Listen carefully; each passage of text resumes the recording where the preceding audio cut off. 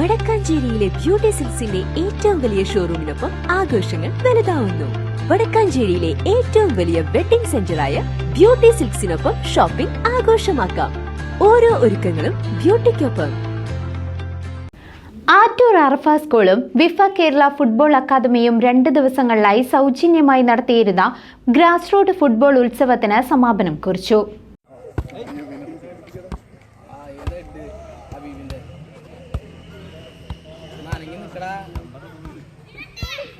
ആറ്റൂർ അറഫ സ്കൂളും വിഫ കേരള ഫുട്ബോൾ അക്കാദമിയും സംയുക്തമായി 2 ദിവസങ്ങളിലായി സൗജന്യമായി നടത്തിയിരുന്ന ഗ്രാസ് റൂട്ട് ഫുട്ബോൾ ഉത്സവം സമാപനം കുറിച്ചു.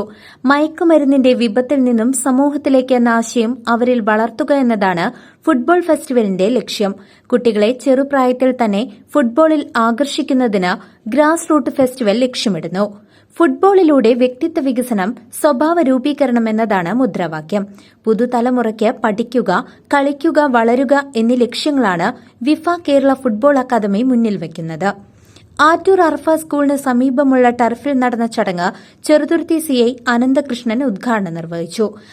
അറഫ സ്കൂളിന്റെ നേതൃത്വത്തിൽ അറഫയിൽ പഠിക്കുന്ന കുട്ടികൾക്കായിട്ട് 2 ദിവസത്തെ ഫ്രീ ഫുട്ബോൾ കോച്ചിംഗ് ക്യാമ്പാണ് ഇവിടെ നടന്നത്.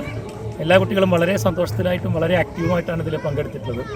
ഇതിൽ കോച്ചുമാരായി കഴിഞ്ഞാലും ട്രെയിനിങ് കൊടുക്കുന്നതായി കഴിഞ്ഞാലും സംഘാടക ആളുകളായി കഴിഞ്ഞാൽ ശരി, വളരെ കുട്ടികളോട് വളരെ നല്ല രീതിയിലാണ് ഇടപഴകിയിട്ടുള്ളത്.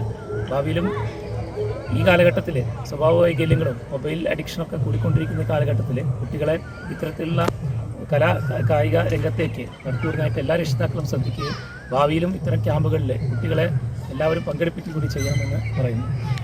അപ്പോൾ നമുക്ക് കേരളത്തിൽ ഇപ്പോൾ അടുത്ത കാലത്തായിട്ടുണ്ടായിട്ടുള്ള ക്രൂരമായ പ്രവൃത്തികളാണ് ഈ ലഹരി വിപത്തിനെതിരെ ഇത്രയധികം ശ്രദ്ധ ആകർഷിക്കാനായിട്ടുണ്ടായ കാരണം. അതിനെതിരെ ഇപ്പോൾ സമൂഹം ഒന്നാകെ ഇതിലേക്ക് ഒറ്റക്കെട്ടായിട്ട് പ്രവർത്തിക്കുകയാണ്. അപ്പോൾ അതിലൊരു സുപ്രധാന പങ്ക് വഹിക്കാൻ കഴിയുന്നതാണ് കായിക രംഗത്തെ പ്രവർത്തനങ്ങൾ. കുട്ടികളായി കഴിഞ്ഞാലും യുവാക്കളായി കഴിഞ്ഞാലും ഏതെങ്കിലും തരത്തിൽ ലഹരി ഉണ്ടായിരിക്കും.